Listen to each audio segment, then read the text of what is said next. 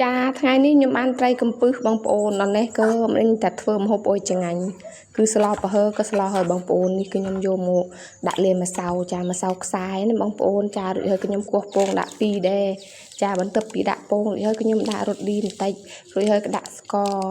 ដាក់ប៊ីចេងមើលតាមកល្មមណាបងប្អូនមើលតាភ្លក់ទូក៏យើងចូលទៅជៀនក៏ភ្លក់ទូល្មមហើយក៏យើងជៀនបានចឹងណាបងប្អូនចាគឺចងាញ់ខ្លាំងមែនទែនចាគឺយើងដាក់ម្សៅស្រួយបន្តិចទៅបងប្អូនដើម្បីវាស្រួយចងាញ់គឺនិយាយរំទូហូបទូស្រួយខ្ញក់ចានេះបងប្អូនគឺយើងយកព្រាក្ដុសដាក់ក៏ជាត្រីកំពឹសជៀនតបាត់បងប្អូនគឺយើងធ្វើតាមដែលយើងអាចធ្វើទៅបានចឹងណាបងប្អូនគឺខ្ញុំនូស្រុកស្រែគឺធ្វើអ្វីដែលខ្ញុំធ្វើបានគឺខ្ញុំធ្វើចឹងណាបងប្អូនចានេះរួចហើយគឺយើងប្រែមកក៏ឆ្អិនហើយបងប្អូនចាគឺច្រើនខ្លាំងមែនទែនតែពួកខ្ញុំដាក់អ៊ុយបានក៏បានត្រីកំពឹសច្រើនក៏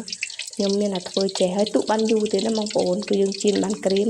គឺទុកបានយូរចាគឺពេលដែលយើងយកមកហូបគឺនោះតែឈ្ងុយដែរបងប្អូនចានេះគឺបានមកកញ្ច្រែងធំចានេះប៉ុន្តែក៏ហូបលើមិនអស់ទេបងប្អូនអើយចានេះបន្ទាប់មកក៏ខ្ញុំមកធ្វើជ្រក់វាម្ដងបងប្អូនគឺយើងដាក់ម្ទេសចូលរួចហើយគឺយើងដាក់ម្សៅស៊ុបដាក់ស្កររួចហើយគឺយើងភ្លក់មើលណាបងប្អូន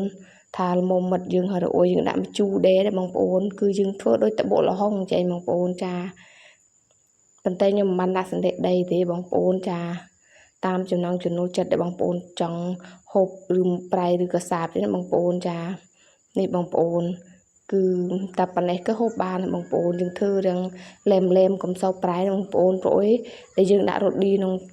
ត្រីកំពឹសយើងហើយចាគឺពេល